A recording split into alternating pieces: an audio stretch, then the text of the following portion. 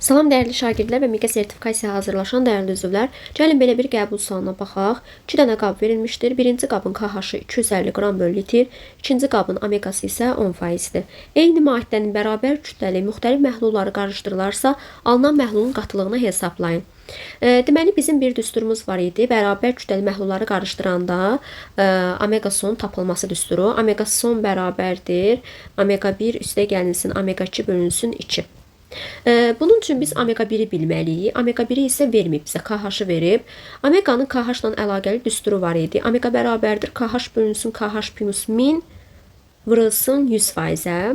O da bərabərdir 250 bölünsün 1250 vuraq 100. O da bərabərdir 20%-ə. Deməli biz tapdıq ki, omega 1 bərabərdir 20%-ə. Omega 2-ni də bizə veribdir 10%. Deməli gətirib yerinə qoyuram. 20 plus 10 bölünsün 2. O da bizə verəcək 15%. Demək ki, testimizin cavabı 15% olacaq.